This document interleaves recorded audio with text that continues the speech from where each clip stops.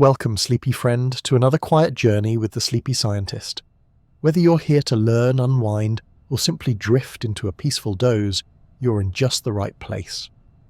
Tonight, we'll be following a gentle trail of moonlight across the sea, exploring how the moon, yes, that glowing pebble in the sky, quietly tugs at the oceans below. It's a slow, steady pull, not unlike the way your eyelids might start to feel, just about now. Before we set sail on this lunar voyage, I'd love it if you gave the video a little like. It helps this cozy corner of YouTube reach more fellow wanderers. And if you feel like joining me for more starlit science in the future, tapping that subscribe button is always appreciated. If you're feeling extra chatty before the snooze kicks in, let me know in the comments where you're watching from and what time it is in your part of the world. It's always a joy to see this little sleepy community stretch across time zones.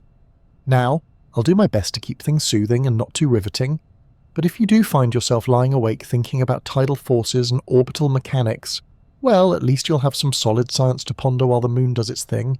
So settle in, let the blankets wrap around you like warm sea foam, take a deep breath and let's begin. Picture this, a beach at dawn. The sky is barely blushing with light, the wind is whispering, and the waves are slowly creeping up the sand like they're stretching after a long night. It's peaceful, rhythmic, almost like the ocean is breathing in and out, in and out. That's the tide. Quiet, constant, ancient. But beneath this calm ritual is a story of immense, invisible forces, a kind of planetary choreography that's been going on for billions of years, and the star of the show, our very own moon. The tides are, in the simplest terms, the regular rise and fall of sea levels across the globe. But they're not quite as simple as water sloshing back and forth. They're not caused by the wind, or passing ships, or the ocean getting bored and deciding to move around. They are the result of an intricate gravitational dance between the Earth, the Moon, and the Sun. A cosmic push and pull that shapes the very rhythm of our planet. Twice a day, every day, the sea retreats from the shore and then returns. This is something so regular, so dependable, that humans have been tracking it for thousands of years. Ancient fishermen in China and Mesopotamia planned their harvests by it. Medieval monks timed their prayers to it. Entire cities have been built and sometimes lost because of it. But why does it happen? Why does the sea keep coming and going like it's late for something? To understand that, let's imagine the Earth not as a solid ball, but as a water balloon wrapped in a thin layer of land. Now picture the moon, silvery, steady and quietly determined, pulling on that balloon with its gravity. It's not a yanking, dramatic pull, but a subtle, continuous tug. The moon's gravity pulls the ocean toward it, creating a bulge of water on the side of Earth that's facing the moon. That's our first high tide. But here's where it gets weird in a fascinating bedtime story kind of way. There's a second bulge on the opposite side of the Earth, the side facing away from the moon. Wait, what? How can the moon be pulling water toward it and creating a bulge on the far side? This is one of those moments where the universe seems like it's showing off. While the moon's gravity pulls water toward it, the Earth itself also gets pulled slightly toward the moon.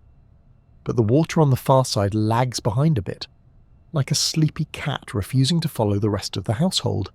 This creates a second bulge, not because the moon is pulling the water away, but because it's not pulling it as hard as it pulls the Earth's centre.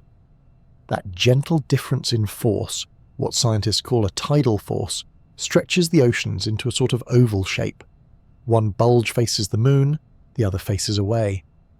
As the Earth rotates beneath this watery distortion, different parts of the world move into and out of these bulges, experiencing high and low tides in a rhythmic pattern. It's gravity's quiet masterpiece, and all of this is happening constantly. Even as you lie there now, warm under the covers, the moon is pulling gently at the oceans. Somewhere a beach is being uncovered, a boat is rocking a little lower in the harbour, a crab is deciding whether it's safe to come out from under a rock. The time it takes between high tides is about 12 hours and 25 minutes, just a little over half a day. That's because the moon isn't standing still. As the Earth rotates, the moon is also orbiting us, moving a little further along in its path every hour, so each high tide is slightly delayed compared to the one before it. If you were to live by the coast and mark the high tide times every day, you'd notice they're always shifting, arriving later and later by about 50 minutes each day. The moon is nothing if not fashionably late.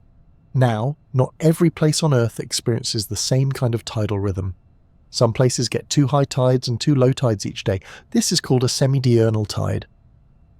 Other spots might only get 1 of each, known as a diurnal tide. And in a few places the tides are, well, irregular. These are mixed tides, where high and low tides vary wildly in size. It all depends on your location, the shape of the coastline, and the depth and contour of the seafloor. The ocean, like a cat, does what it wants, but wherever you are, tides are an ever-present hum beneath the surface of life. They regulate ecosystems, they influence weather, they've shaped the migration of animals and the settlement of humans, and the best part, they're predictable. We can chart them years, even centuries in advance. Not many things in life are so reliable. There's something comforting in that, isn't there? That while everything else may feel chaotic, the sea still follows the moon. Twice a day. Every day. Like clockwork. Or maybe more like a lullaby. Repeated softly over and over across the ages. And though we tend to think of the moon as distant and cold, it's hard not to feel a little affection for this quiet companion. It's been shaping Earth's waters since before the first fish wriggled into a tide pool. It's guided sailors, inspired poets, and even helped the early Earth stabilize its spin. Without the moon, our days might be just a few hours long and the climate far more erratic. We owe more to that rocky little sphere than most of us realize. So as you lie there, listening to the soft rhythm of this tale, think of the tides moving far away, unseen but certain. Think of the moon turning its pale face toward us, whispering across space. And think of the water rising slowly against the shore as it has done for billions of years. It is the ocean's breath, the Earth's quiet heartbeat, the moon's gentle pull, all of it part of the same ancient, elegant pattern. And it's still happening right now, even while you sleep. If you were to sit very still, so still that you could feel the thrum of your own heartbeat, you might begin to sense that there's something always happening around you, something constant and invisible. Gravity. It's the quiet force that tethers you to the ground, holds the oceans in place, and keeps the moon dancing around us like a curious little sibling. It's always there, even when you're tucked under a blanket, sipping tea or brushing your teeth in the foggy glow of early morning. You don't have to think about it. But tonight, we are going to. Because the tides, those gentle sways and sighs of the sea, are really just Earth's oceans responding to a very persistent invitation. Gravity's pull. Let's start with the basics. Gravity is the attractive force between any 2 objects that have mass. The more mass something has, the stronger its gravitational pull. You and I technically have gravity, although unless you're secretly made of neutron star material, you probably haven't had planets orbiting you lately. The Earth, on the other hand, has a lot of mass, enough to pull us all down to the surface and to keep the moon in orbit. Sir Isaac Newton, the original apple falling understander, first described gravity in the 1600s. He realized that the same force pulling that apple down to the ground was also keeping the moon from flying off into the dark. The Earth pulls on the moon, but here's the twist. The moon pulls back. Not on the whole Earth equally, but especially on the oceans, which being liquid, are a bit more agreeable when it comes to moving around. It's like a slow-motion tug of war, but the moon doesn't yank, it coaxes. It says, "Come here, just a little," and the ocean listens. The result? A bulge of ocean water on the side of Earth facing the moon. That's one high tide, and on the exact opposite side of the planet, there's another high tide caused by something slightly more peculiar. Let's talk about the far side bulge for a moment, because this is where gravity gets especially sneaky. While the moon pulls the water closest to it the hardest, it also pulls the Earth itself, rock, mountains and all, just a bit less hard than the near side water. The water on the far side, however, is barely feeling the moon's tug at all, so relatively speaking it lags behind. The result is that Earth's mass shifts a bit toward the moon, and the far side's water seems to stretch away. Voila, a second bulge. It's not being pulled outward so much as left behind in the moon's slow embrace. This concept, differential gravity or the tidal force, is one of the most quietly elegant features of our physical universe. It's not just gravity pulling everything in, it's gravity pulling different things differently. That subtle imbalance is what sculpts the tides. To get a clearer picture, imagine stirring a bowl of soup while holding a slice of bread on the surface. As you swirl, the soup behaves differently depending on its distance from the centre of motion. The bread might lag or surge depending on how you move. The ocean does something similar as Earth spins beneath the moon's gravity field. And yes, Earth is spinning.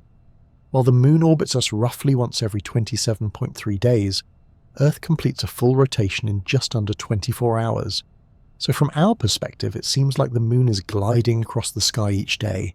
But in reality, we're rotating beneath that gravitational pull. As different parts of the Earth pass under the two tidal bulges, one facing the moon and one opposite it, we experience high tides. Between those bulges, the water levels drop and we get low tides. It's a graceful planet-wide pirouette, and it never stops. You might wonder, if gravity is so strong, why aren't the oceans simply flinging themselves at the moon? Why don't we see dramatic sloshing or waves leaping into space? The answer is balance. The same force pulling water toward the moon is also met with Earth's own gravity, anchoring the oceans in place. In fact, the entire Earth-Moon system is held together in a stable, harmonious orbit by the very laws of motion that Newton figured out while presumably dodging apples. There's also centrifugal force at play, another ingredient in this planetary recipe. As the Earth and Moon revolve around their shared centre of mass, which isn't the Earth's centre, but a point slightly beneath its surface, the rotation creates a slight outward force. This force helps create the bulge on the far side of Earth, balancing out the Moon's pull. The result is two high tides, even though there's only one moon. Now, gravity isn't just playing games with water, it's also subtly deforming the Earth itself. The solid ground beneath our feet actually rises and falls by a few centimetres due to these gravitational forces. It's called Earth tide, and while it won't flip your coffee table, it is a reminder that nothing on our planet is truly still. The moon's role in this grand affair is central, but it's not the only actor. The sun also exerts gravitational force on the Earth, and though it's nearly 400 times farther away than the moon, it's also vastly more massive. Its gravitational influence is about half as strong as the moon's when it comes to tides.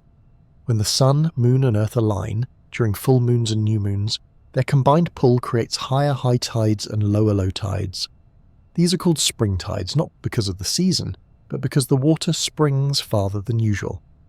When the sun and moon are at right angles, their gravitational forces partially cancel out, leading to neap tides, which are more moderate and subdued. So yes, the sun is involved too, but the moon, with its closeness and subtle persuasion, remains the tide's main conductor. As you listen, you may feel the weight of all this science, or perhaps the weightlessness of it. These forces are vast and ancient, but also gentle. They don't roar, they don't rush, they glide across our planet in quiet persistence, pulling oceans, nudging continents, and rocking boats in harbours all over the world. Gravity is the universe's soft whisper, and the tides, they're the sea's slow reply. The moon pulls the ocean toward it, so you'd expect one high tide a day, right? One big watery bulge following the moon like a loyal sea dog. Logical, tidy, satisfying. And yet, reality, as usual, has different plans. Most places on Earth get not one but two high tides every day. One when the moon is overhead, and another about 12 hours later, when it's on the other side of the planet. How can that be? At first glance, it sounds like the moon is somehow pulling on both sides of the planet at once, which seems suspiciously like cheating. But this is one of those places where physics slips on its moon glasses and does something elegantly weird. Let's begin with a gentle reminder. Earth is not a perfectly rigid ball. Our planet, and particularly its oceans, behaves more like a squishy, spinning, sloshing sphere. When the moon's gravitational pull reaches us, it doesn't tug on the planet evenly. The water on the side closest to the moon gets pulled more strongly than the Earth's centre. Meanwhile, the Earth's solid mass, mountains, forests, snack cabinets and all, gets pulled more strongly than the ocean on the far side. This uneven pulling, what scientists call a differential force, is at the heart of the tidal mystery. It's not that the moon is stretching the oceans like taffy. It's that different parts of Earth are falling toward the moon at different rates. The result? The water on the near side rushes toward the moon. The Earth's body shifts a little toward the moon too.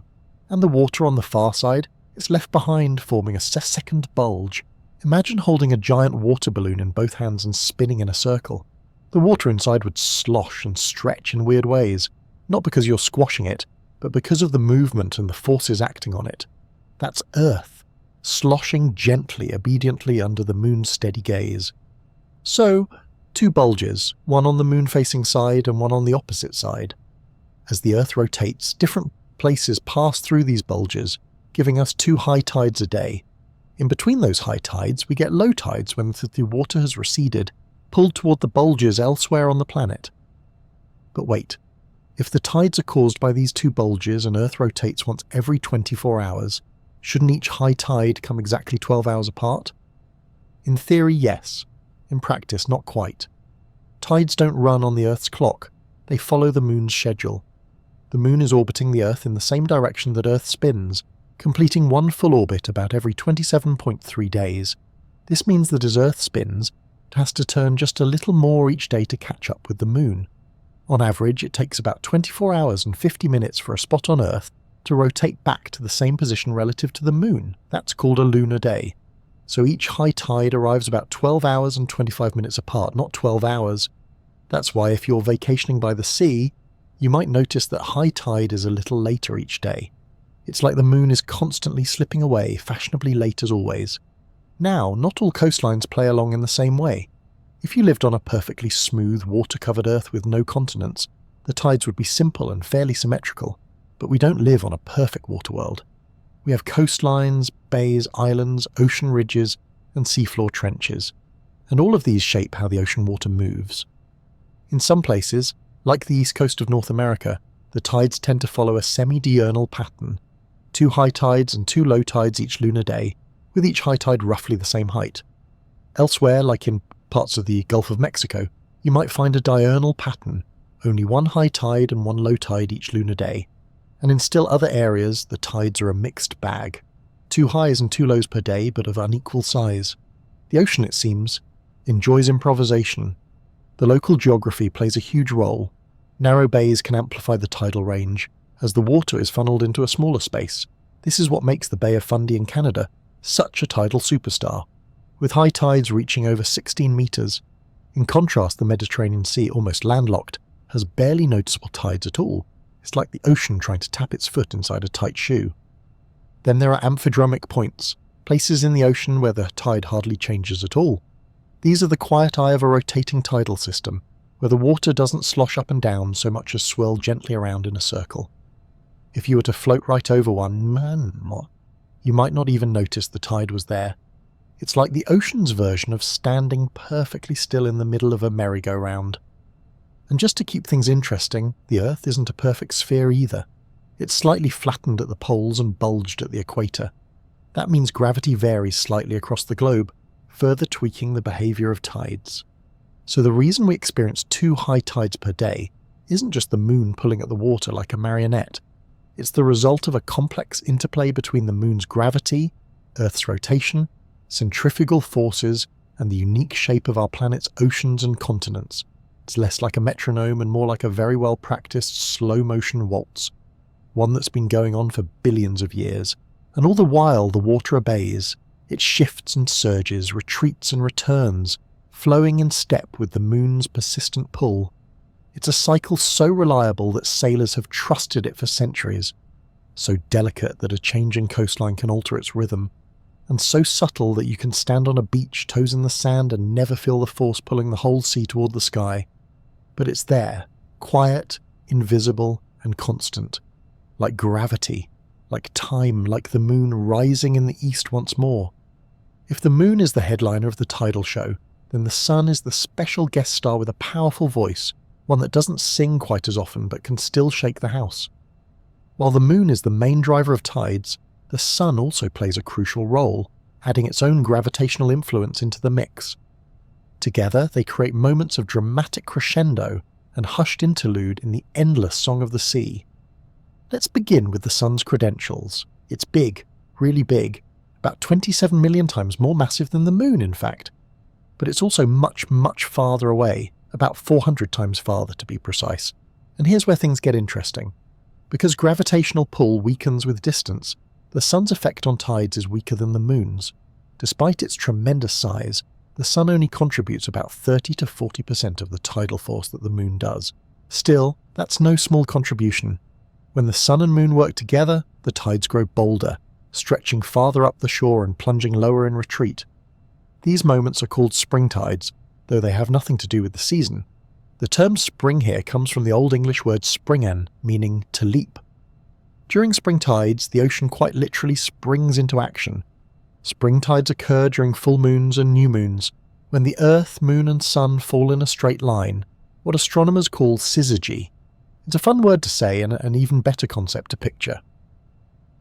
Imagine the three celestial bodies aligned in space, gravity pulling from two directions in perfect harmony.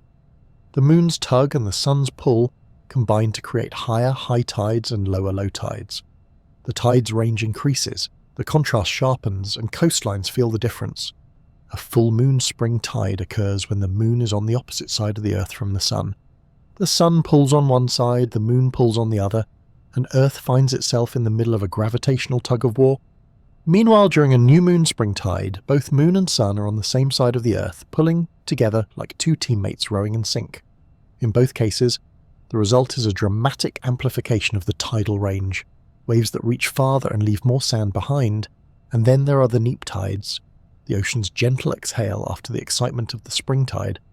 These occur during the first and third quarters of the moon, when the sun and moon form a right angle relative to the Earth. Instead of reinforcing each other's gravitational pull, they partially cancel each other out. The sun tugs one way, the moon tugs another, and the ocean caught between the two shrugs and settles into a milder rhythm. Neap tides are characterized by lower high tides and higher low tides, more moderate, more restrained. The tide's usual drama is toned down to something more subtle and relaxed. In a way, it's the ocean taking a nap between high-energy performances. This monthly cycle of spring and neap tides repeats with the moon's phases, roughly every 29.5 days, so twice a month the tides stretch higher and lower than usual, and twice a month they mellow out. It's a reliable cosmic beat that the oceans follow like a natural clock, and what a clock it is. For centuries, sailors, fishermen and coastal dwellers have lived by the tide charts, knowing that timing is everything. In the era before smartphones and satellites, spring tides could mean the difference between a safe harbour and a stranded ship. A fisherman in the 1700s might have set out knowing that a full moon meant deeper channels and stronger currents, an opportunity if navigated carefully, or a hazard if ignored. Even today, cities like Venice or London monitor spring tides closely. In Venice especially, spring tides, combined with storm surges and rising sea levels, can bring flooding, transforming narrow alleyways into waterlogged corridors. In London, the Thames Barrier, a marvel of modern engineering, stands ready to be raised during particularly intense spring tides, shielding the city from inundation. But it's not all potential peril. Spring tides are also moments of abundance. Along tidal flats and estuaries, they bring in rich nutrients and push them far inland, feeding delicate ecosystems. Crabs scuttle, birds feast, and plants rooted in salty mud breathe deeply, knowing their time has come. On a more personal scale, people still time their beach visits to the tides. During low tide, whole new worlds open up, tide pools brimming with starfish, sea anemones, and tiny hermit crabs. Sandbars appear where there was once only water. Children run gleefully into puddles that seem to belong to another planet. The rhythm of the tide becomes the rhythm of life, playful and predictable. Of course, as with anything involving giant spinning spheres in space, things can get a little complicated. The exact timing and strength of spring and neap tides can be influenced by the elliptical orbits of the Moon and Earth. The Moon's orbit is not a perfect circle, and when it comes closest to Earth, called perigee, its gravitational effect is even stronger. Combine a perigee moon with a spring tide and a strong storm system, and you get what's sometimes called a perigean spring tide, or colloquially a king tide. These are the tides that turn heads and occasionally raise seawalls. And yet, even at their most dramatic, there's something deeply calming about tides. They remind us that the world runs on patterns, vast, quiet cycles that repeat with almost musical precision. The moon waxes and wanes, the sun rises and sets, and the oceans follow their lead with patience and grace. It's easy to forget, as we go about our busy, electric lives, that we're still creatures of a celestial ballet. That the same sun that warms your skin and powers your morning coffee is also gently nudging trillions of tons of seawater across the planet. That the moon, hanging quietly above rooftops and forests, is pulling at entire oceans without making a sound. So the next time you see a full moon rise over the sea or watch the waves slide back to reveal gleaming shells, remember that you are witnessing the pull of cosmic companions, two great orbs moving the waters of the Earth in a duet that never ends. If Earth were as smooth as a cue ball and covered entirely by ocean, tides would be a relatively straightforward affair. Two high tides and two low tides sloshing back and forth with the regularity of a sleepy metronome. But our planet, glorious and complicated, is anything but smooth. It's a lumpy, bumpy, tectonically restless, continent-spotted marble. And those irregularities, land masses, ocean basins, coastlines, underwater mountain ranges, make the tides dance to a far more intricate tune. Let's begin with something surprisingly easy to overlook. Oceans aren't shallow puddles. They're vast, deep and varied. The Pacific Ocean alone is over 19,000 times deeper than your average bathtub, and unlike bathtubs, it has underwater ridges, canyons, plateaus and trenches. All of these features shape the way tidal waves move. Yes, tidal waves, but not like the ones that crash dramatically on the beaches or show up in surfing documentaries. Tides are better described as planet-sized waves, very long, very slow-moving bulges of water that travel around the globe. These waves don't move at breakneck speeds, but they do have enormous wavelengths, sometimes over 12,000 miles long. When they hit the constraints of land, coastlines, peninsulas, islands, they bend, reflect, and sometimes get squeezed, magnified, or dampened. This is why tidal behavior varies so much around the world. Some coastlines experience two nearly equal high and low tides each lunar day, semi-diurnal tides. Others get only one of each, diurnal tides, and still others experience a mixed tide pattern, two highs and two lows, but of differing heights. It all depends on the shape of the seafloor, the position of the coast, and how well the tidal waves can travel through the maze of continental geography. Take the Bay of Fundy in Canada, for example, a narrow inlet nestled between the provinces of New Brunswick and Nova Scotia. This bay is world famous for its colossal tides, which can exceed 16 metres, that's over 50 feet. Why so dramatic? Well, the bay's unique funnel shape channels tidal energy into a narrow, shallow area, amplifying the wave in a process not unlike a child sloshing water back and forth in a bathtub. The shape of the coastline matches the timing of the tidal wave so precisely that the water resonates, piling higher with each cycle, like pushing a swing at just the right moment. It's ocean physics with perfect rhythm. On the flip side, consider the Mediterranean Sea. It's nearly enclosed by land, connected to the Atlantic Ocean by the relatively narrow Strait of Gibraltar. This bottleneck severely restricts the flow of tidal energy into the Mediterranean, so the tides there are minimal, often just a few centimetres. If you were to walk along the shore in Nice or Naples, you might not even notice them. The sea just doesn't have room to breathe. Then there are Amphidromic points, the quiet centres of the tidal world. These are locations in the open ocean where the tide appears to stand still. Water levels here don't rise or fall significantly. Instead, the tide rotates around the point in a circular motion like water swirling around the centre of a spinning record. These rotation systems, called amphidromic systems, exist in ocean basins all over the world. If you were floating above one, sipping tea in your imaginary boat, you'd barely notice the tide at all. Meanwhile, hundreds of kilometres away, coastlines would be experiencing their daily ebb and flow like clockwork. This rotational behaviour adds yet another layer of complexity. Tidal waves are influenced by the Coriolis effect, the same phenomenon that makes storms spin. As the Earth rotates, moving fluids like air and water are deflected to the right in the northern hemisphere and to the left in the southern hemisphere. This deflection helps give tidal waves their circular whirlpool-like movement around amphidromic points. The whole system spins like a lazy water wheel, powered not by gears, but by gravity and the Earth's spin. And then there's the matter of resonance. Just like musical instruments vibrate at specific frequencies, so too do bodies of water. Some coastal regions are tuned, so to speak, to the frequency of the tidal forces. If the timing of the incoming tide matches the natural sloshing period of a bay or inlet, you get resonance, a condition that amplifies tidal range. It's like striking just the right note on a piano string and watching it hum to life. This is another reason why some areas see dramatic tides while others barely flutter.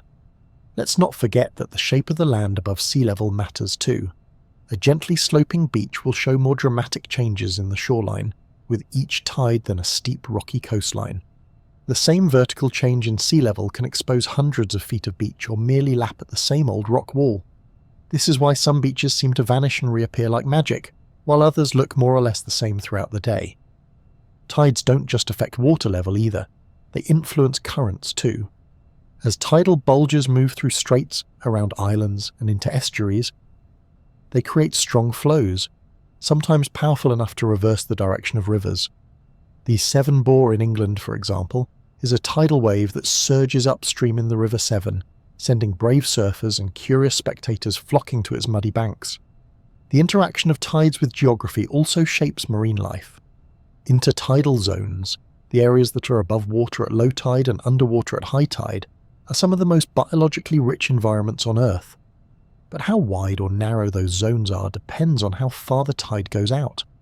In places with large tidal ranges, entire ecosystems rise and fall with the water, adapting to dramatic daily changes in temperature, salinity, and oxygen levels. All of this is to say, the Earth isn't just a passive partner in the tidal dance.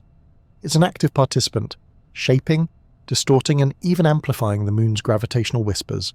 The solid Earth may seem still and unmoving, but in reality, it's a complex stage, reshaping every note of the tidal melody.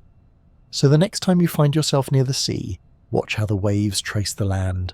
Notice where they reach and how they return. Somewhere beneath your feet is a vast, unseen landscape of mountains, valleys, plains, guiding the ocean in ways you can't see, but the Moon certainly can. Even gravity, it turns out, likes a bit of terrain. The Moon has always been a loyal companion, circling us in silence, glowing with borrowed sunlight and tugging at our oceans like a patient choreographer. But the relationship hasn't always been what it is today. Like all long-term partnerships, the Earth and the Moon have changed each other over time. The tides, far from being a static rhythm, have evolved across the ages. In fact, the tides we experience now are just one brief measure in a much longer song. To understand how tides have changed, we need to rewind time, not just a few centuries or millennia, but billions of years, back to when Earth was newly formed and the Moon had only just been born, likely from the debris of a massive collision between the young Earth and a Mars-sized object named Theia. The Moon emerged from that chaos glowing red-hot and orbiting much closer to Earth than it does now, about 22,000 kilometers away compared to today's comfortable 384,000.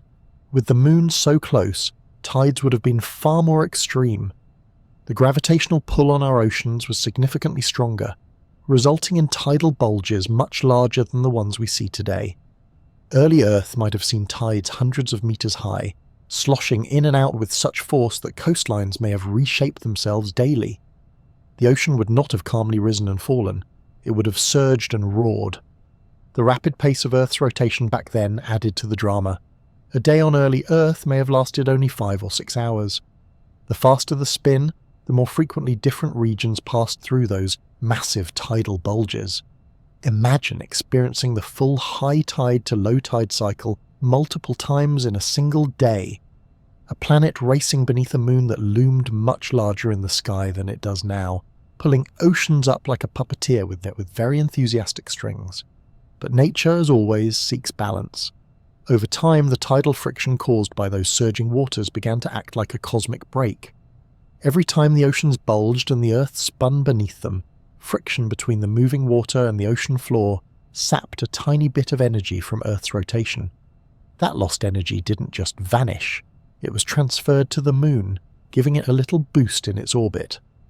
As a result, the Moon began slowly drifting away from Earth. It's still drifting, by the way. Today, the Moon is moving away from us at a rate of about 3.8 centimeters per year, roughly the same speed your fingernails grow. Not exactly racing off into space, but over millions of years it adds up. The Moon's increased distance weakens its gravitational influence on our oceans, gradually making tides smaller and more subdued. Meanwhile, Earth's rotation has been slowing down. Our 24-hour day is a relatively recent development in geological terms. Hundreds of millions of years ago, a day was closer to 22 hours long, and if you were to somehow fast forward a few 100 million years into the future, your grandchildren's grandchildren times a few billion might experience days that are 26 or even 28 hours long. It's a trade-off. As the Moon drifts, Earth slows. The tides become more relaxed, less dramatic, and more like the gentle rise and fall we know today, and yet these changes are imperceptible within a human lifetime. You could sit by the sea every evening for 100 years and never notice the moon's slow departure or Earth's subtle deceleration.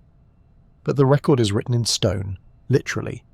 Ancient tidal patterns are preserved in sedimentary rock. In places like the Bay of Fundy and parts of Australia, fossilised ripple marks, layered mud and silt laid down by ancient tides, tell scientists how often the tide came in and how strong it was.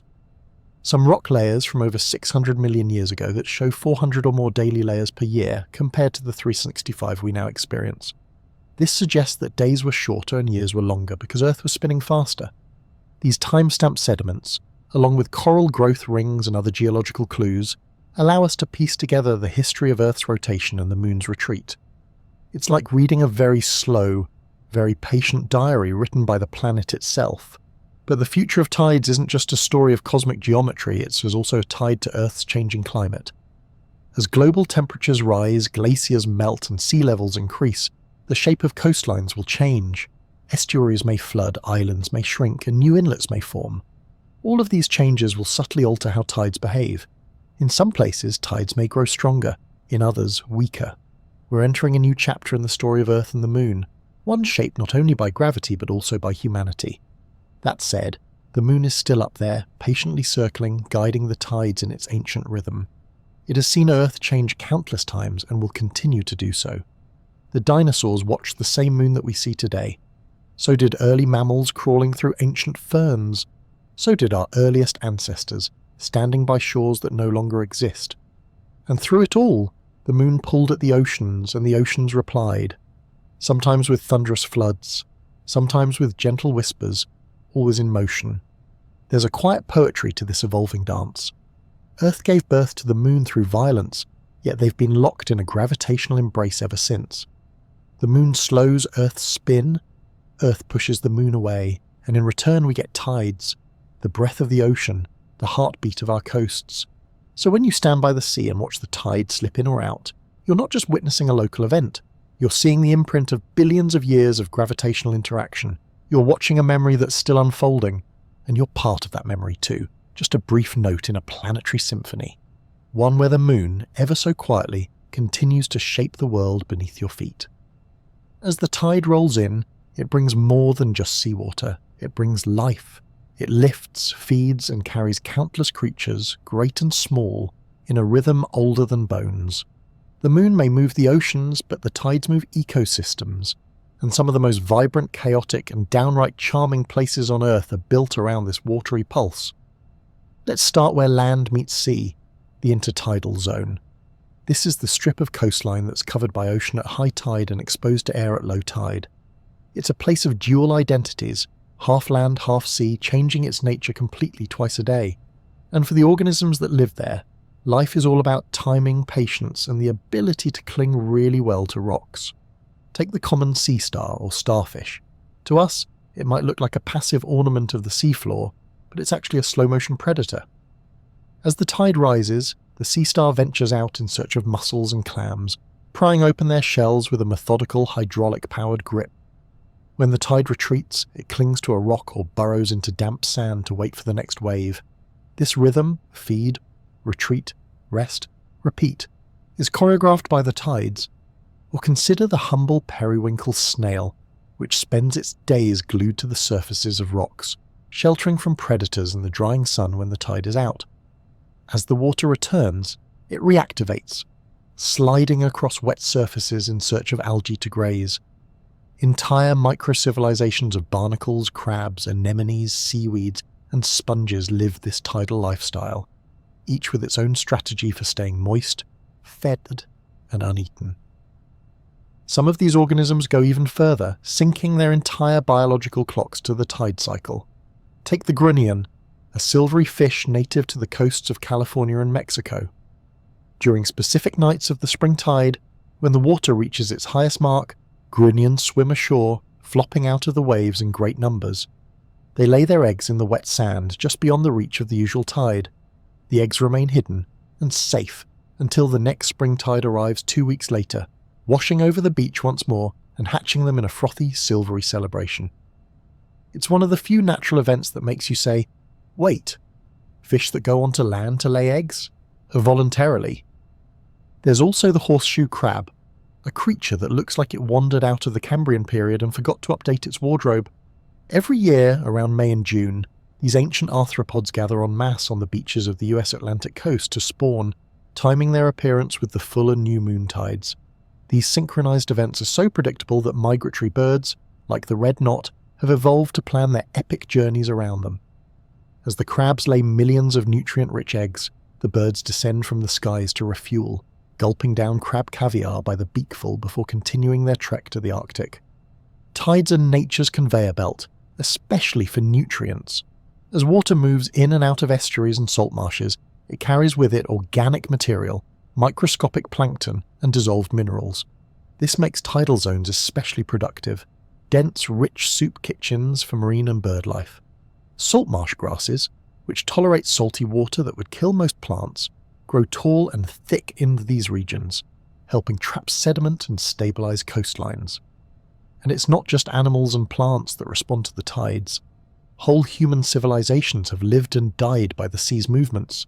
Ancient communities built fish traps in the intertidal zone, clever rocks arrangements that let fish swim in with the tide and become stranded when the water ebbed. In the Orkney Islands of Scotland, some of these traps are still visible today, worn by centuries of tide and time. On a more domestic scale, many fishing cultures have learned to track the tide like a second clock. In places like Southeast Asia and the Pacific Islands, entire villages structure their daily routines around tidal flows. Boat trips, harvests, shoreline foraging, all depend on knowing when the tide will rise and fall. In parts of northern Europe, where mud flats stretch out for miles, people still walk or drive across the exposed seafloor during low tide to reach islands that disappear at high water. It's a peculiar sight, cars driving along what appears to be the ocean, only for that road to vanish under waves hours later. Even coral reefs feel the tides. Many shallow reefs rely on the ebb and flow to bring oxygenated water to their inhabitants. The tides help regulate temperature and salinity, and during low tide, some reef creatures take refuge in tide pools, small self-contained ecosystems brimming with colour and mystery. A single pool might host sea urchins, clownfish, and bright purple algae, all trapped together like reluctant roommates waiting for the next splash of freedom. And then there are mangroves, those bristly, salt-loving trees that grow in tidal zones from Florida to Bangladesh. Their tangled roots provide safe havens for juvenile fish, protect against storm surges, and trap carbon more efficiently than many forests. Without the tides, mangroves wouldn't thrive, and without mangroves, many coastal communities would be far more vulnerable to erosion and flooding. Tides also shape human emotion, creativity, and myth. They've inspired poetry, songs, and countless metaphors. We speak of the tide turning, of relationships and fortunes ebbing and flowing somehow, of emotions that rise like the tide. This connection between lunar cycles and human feeling isn't just poetic. It reflects our deep, intuitive awareness that we are part of the natural world, even if we no longer watch the water as carefully as our ancestors did. But the moon remembers, and so does the sea. Together, they keep the rhythm going. So next time you stand barefoot on the edge of the ocean and feel the tide pull at your ankles, remember that you're standing in a living clock, one that sets the pace for entire ecosystems, signals the start of ancient rituals, and nurtures life in its countless salty forms. The sea is not just moving, it's listening, and the moon is still calling. The tides may be universal, but the way they express themselves around the world is anything but uniform. Like regional dialects in a shared language, tides vary wildly depending on where you are. Some places experience gentle lapping ripples, others are host to thunderous surges. In certain corners of the planet, the ocean seems to leap from the shore, only to vanish hours later. Geography, topography, and a touch of geological flair all combine to give every coastline its own unique tidal signature. Let's begin with a showstopper, the Bay of Fundy. Nestled between the Canadian provinces of Nova Scotia and New Brunswick, this bay is famous for having the highest tides on Earth. On average, the water level in the Bay of Fundy can rise and fall over 16 metres, that's more than 50 feet. To put that in perspective, imagine a 5-storey building being gently filled with seawater and then drained twice a day, every day. No pumps, just gravity and the moon. So why is the Bay of Fundy so extreme? It comes down to something called resonance. The bay's shape and depth create the perfect environment for tidal waves to amplify. When the natural sloshing rhythm of the water inside the bay aligns with the timing of the incoming tide from the Atlantic Ocean, the waves build on themselves like a perfectly timed push on a swing. With each incoming tide, the energy stacks, resulting in a spectacular rise and fall of water. Visitors to the Bay of Fundy can actually walk on the seafloor during low tide, weaving between towering rock formations, only to return a few hours later and find those same rocks half submerged. The transition is so fast and dramatic that you'll find warning signs everywhere. "Please return to shore before the tide returns" is good advice unless you're aiming to star in your own slow-motion rescue drama. On the other side of the world, in Mont-Saint-Michel, France, the tides tell an equally dramatic story, albeit with more Gothic architecture. This medieval abbey, perched on a rocky island off the coast of Normandy, is connected to the mainland by a causeway. During low tide, you can walk to it across the sand. During high tide, the sea surrounds it completely, turning it into a fairy tale island fortress. The tides here can rush in at the speed of a galloping horse, fast enough to sweep away the unwary. Pilgrims and tourists have been caught off guard for centuries, watching their dry path disappear beneath a surge of seawater. Then there's the Severn Estuary in the United Kingdom, home to the famous Severn Bore. This is a rare natural phenomenon where the incoming tide forms a wave that travels up a river, against the current, sometimes stretching for miles. Surfers, kayakers, and brave swimmers gather to ride this single, long, curling wave as it rushes inland. It's a tidal roller coaster, powered by the gravitational clockwork of the cosmos. Not all tidal behaviour is so theatrical, though. Some parts of the world, like the Mediterranean Sea, have barely noticeable tides. The Mediterranean is almost entirely enclosed by land, with only a narrow passage, the Strait of Gibraltar, connecting it to the Atlantic Ocean. This limited access bottlenecks the tidal flow. The result? A tidal range of just a few centimetres in many places. If you weren't paying attention, you might never notice the tide was happening at all. The sea seems still, unchanging, as if the moon's invitation has been politely declined. In stark contrast, the Kimberley coast of Western Australia experiences some of the most powerful and unpredictable tides on the planet.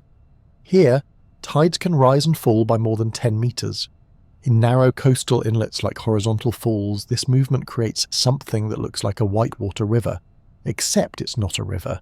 It's the ocean, squeezing through two narrow gaps in the cliffs at such speed that it churns into raging rapids.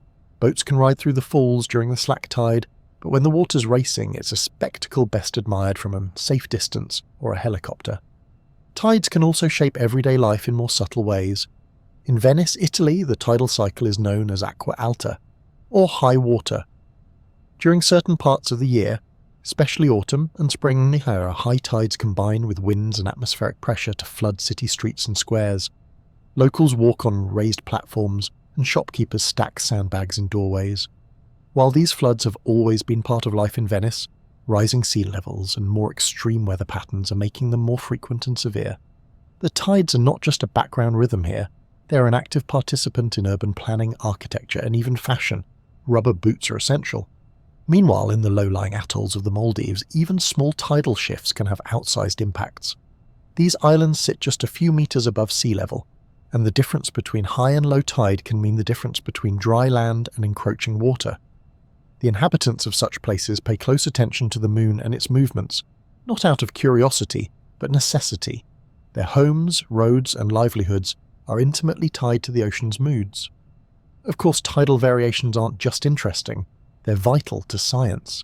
Studying how tides behave in different parts of the world helps oceanographers model ocean currents, predict storm surges, and understand how energy moves across the planet. The way tides interact with coastlines, the seafloor, and one another provides clues about Earth's geology, climate systems, and even its past.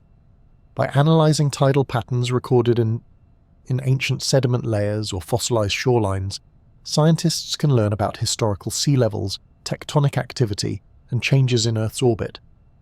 In all their variety, tides serve as a reminder that while the same forces are at play everywhere, the pull of the moon and sun, the spin of the Earth, the expression of those forces is infinitely diverse. It's like hearing one song played on thousands of different instruments, each with its own tone and tempo. From the thunderous flood of the Bay of Fundy to the whisper of the Mediterranean, the tides move in countless ways. So wherever you are in the world, whether the sea rises gently or with a roar, know that you're watching a local version of a global story. A story told in water and gravity, time and motion. The moon may be distant, but its influence is deeply personal, shaping not just the edge of the sea, but the lives and landscapes that grow beside it. Every day, twice a day, the tides lift and lower vast quantities of seawater across the globe, trillions of tons of it gliding in and out like a breathing planet. All of this movement contains energy, tremendous energy.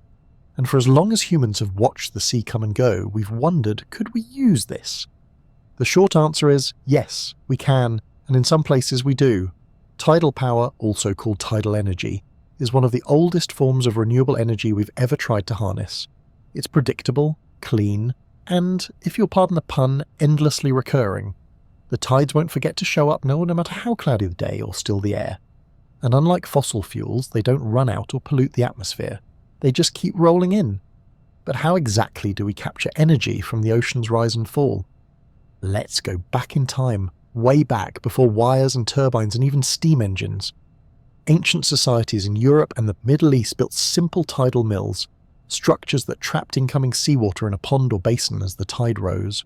When the tide went out, the trapped water was released through a water wheel, turning millstones to grind grain. These were the coastal cousins of river mills, powered not by flowing streams but by the moon's quiet pull.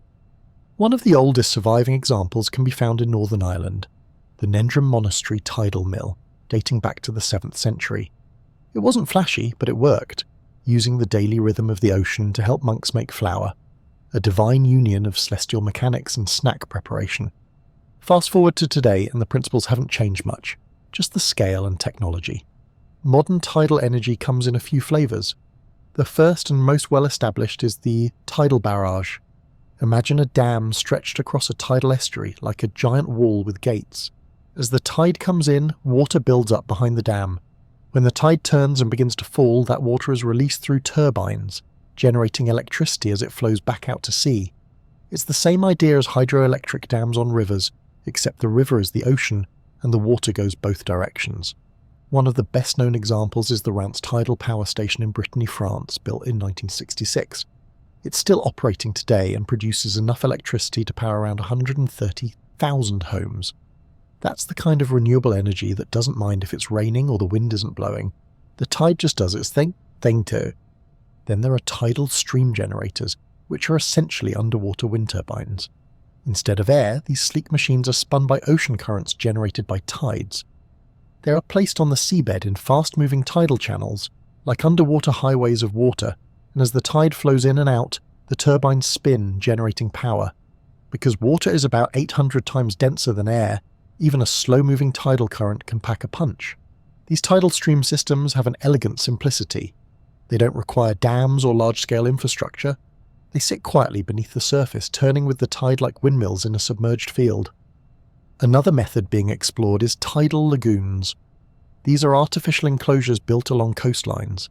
Water flows in and out of the lagoon through turbines, much like with a barrage, but the lagoon can be constructed in places where building a dam across an estuary isn't feasible. It's a way to harness tidal energy without disrupting entire river systems or natural habitats. Despite the promise, tidal energy is still relatively rare. Why? Well, the ocean may be predictable, but it's not exactly user-friendly. Building things in salt water is tough, the environment is harsh and corrosive. Marine equipment must withstand strong currents, storms and barnacles with dreams of permanent residency. Maintenance costs can be high, and installation isn't cheap either. And then there's the geography problem. Only certain places on Earth have tides strong enough to make tidal energy worthwhile. You need narrow straits or deep estuaries with large tidal ranges and fast-flowing water. That's why only a handful of locations, like parts of the UK, Canada and South Korea, are seriously investing in this technology. There are also environmental concerns to consider. Barrages, for instance, can affect fish migration, sediment flow and local ecosystems. Changing the natural flow of tides might alter salinity levels in estuaries or disrupt habitats that depend on the usual ebb and flow. As with any form of energy development, the benefits have to be weighed against the potential cost to the environment. Still, the idea of drawing clean, rhythmic power from the moon's pull is deeply appealing. It's romantic almost. Energy from a celestial body, channeled through the sea and into our homes. There's something undeniably elegant about it. And tidal power has some big advantages. Unlike solar and wind, it's almost perfectly predictable. We can forecast the tides centuries in advance. That kind of reliability makes it easier to integrate into power grids and plan around. It doesn't vary wildly from day to day. The moon, after all, is not known for being spontaneous. In the coming decades, as the world shifts more seriously toward renewable energy, tidal power may play a growing role, especially in coastal regions where the infrastructure can be tailored to local conditions. Innovations in design, materials, and deployment could make underwater turbines cheaper, more efficient, and friendlier to the marine environment. And perhaps one day, the sea itself will help power the lights in your kitchen, the train into town, or even the phone you're listening to this on. A quiet energy, drawn from an ancient rhythm moving invisibly beneath the surface. So next time you stand by the water and feel the tide pull at your ankles, remember, there's power in that motion, real power. Not just the kind that moves boats or stirs seaweed, but the kind that could light cities, the kind that starts 384,000 kilometers away, with the moon whispering to the ocean, and the ocean answering with every rise and fall. Each night, as the moon glows quietly above, something extraordinary is happening across the surface of our planet. It doesn't roar, it doesn't flash, but it moves mountains of water, literally. This gentle, predictable force is not just a curiosity or a convenience for seaside picnickers.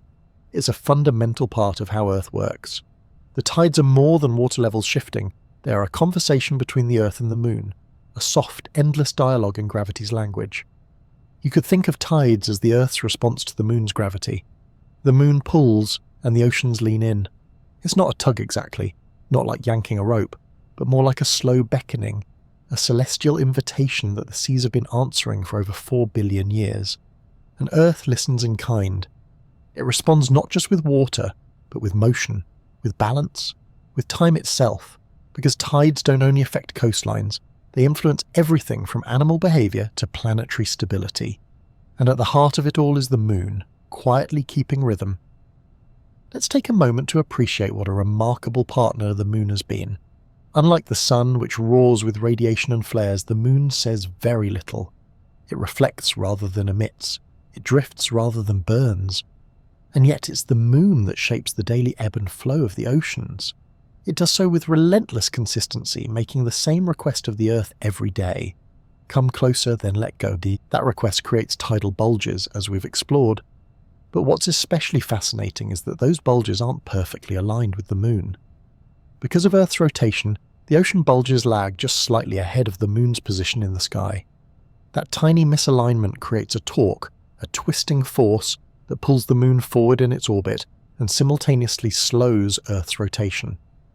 It's like the Earth is giving the moon a little push, saying, "Here, take a bit more momentum," and the moon obliques inching farther away, about 3.8 centimeters every year. As it does, Earth's day lengthens ever so gradually. In a few 100 million years, a single Earth day might last more than 25 hours. This mutual exchange is called tidal locking in progress. Eventually, billions of years from now, the moon might become so distant and Earth spins so slow that the same side of Earth always faces the moon, just as the moon already shows only one face to us.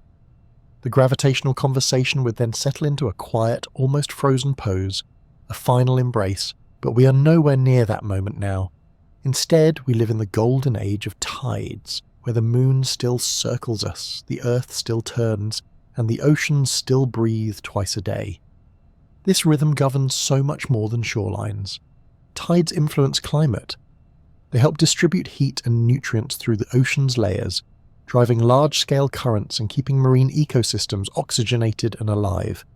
Without tides, the deep ocean might stagnate, becoming colder, less dynamic, and less hospitable to life. Tides shape migration patterns, especially for sea creatures that use the lunar cycle as a biological clock. Sea turtles, for instance, often hatch during specific tidal phases to increase their odds of survival. Plankton rise and fall with the tide, feeding fish that feed seabirds that feed everything else. It's a chain of life tuned to the moon. Even human cultures, our calendars, our myths, our sense of time have grown around the moon's pull. Lunar calendars guided early agriculture. Coastal cities evolved around tidal patterns. Entire languages have developed poetic ways to describe the sea's rise and fall, as if recognizing the ocean's connection to something larger and more eternal. The moon has made Earth what it is. Without it, Earth's axial tilt would wobble more wildly, destabilizing seasons and climates. The moon acts like a gravitational stabilizer, keeping our planet's spin relatively steady. Without it, we might not have the regular seasons or long-term climate that helped life take root and thrive. The moon gives Earth its composure, its calm, and there's something comforting, perhaps even poetic about that. That something so far away, so silent, can have such a profound, tender influence. That we are connected, quite literally, to something outside our planet. We don't just orbit the sun, we dance with the moon. This gravitational relationship, though ancient, remains deeply current. Our modern world may be filled with artificial light and city hum, but the moon's rhythm still plays on. If you walk along the beach tonight or look out over a harbour, you'll see it. Boats rising slightly on their moorings, wet sand drying in rippled patterns, shorebirds probing the newly revealed shallows for one last snack before the tide comes in again. And maybe, just maybe, you'll feel it too. The slow pulse of the planet, responding to something far away. The moon, ever the quiet partner, continues to shape the tides without fanfare. No engines, no schedules, just gravity, just presence. So if you ever feel disconnected, overwhelmed or unmoored, consider the fact that every few hours the entire ocean rises and falls, guided by a force you cannot see but can always count on. The moon is still out there, pulling gently on the world, and the world answers, in tides, in rhythms, in whispers between moon and sea. And so, as we come to the end of our journey, we return to where we began, standing at the edge of the sea, listening to the quiet rhythm of the tides. Now perhaps you see them a little differently, not just as waves rolling in and out, but as part of a grand, ancient conversation between Earth and Moon. A gravitational duet that has been playing long before we arrived, and will continue long after we're gone. We've drifted through the science, from bulging oceans and spinning Earth to moonlit fish migrations and the slow expansion of time itself. We've visited rocky shorelines and underwater turbines, seen monks grinding grain with seawater and crabs moonwalking their way to reproduction. We've learned that the moon, despite its quiet presence, is one of the most influential forces shaping our planet, and that the tide, for all its calm and repetition, is anything but simple. It's constant but never still, predictable but endlessly varied, a soft-spoken force with the power to shape continents, feed ecosystems, and slow the turning of the Earth. And now, dear listener, as you lie back, perhaps drowsy, perhaps already floating toward dreams, I hope the tides of this story have carried you gently to the place between wakefulness and sleep. I tried not to make it too interesting, but if you're still awake, then at least you've learned something curious about the moon, the ocean, and the dance they share. If you've enjoyed this journey, I'd be quietly grateful if you'd give this video a like, or tap that subscribe button for more peaceful explorations with the Sleepy Scientist. It helps more than you might imagine. And before you drift off, I'd still love to know, where in the world are you listening from? What time is it there? Leave a comment if you're feeling cozy enough to share. It's always a quiet joy to see this sleepy little community ripple across time zones and continents. Wherever you are, and whatever the hour, may your tides be calm, your moon be bright, and your dreams be pulled gently by the forces that have always moved the sea. Good night.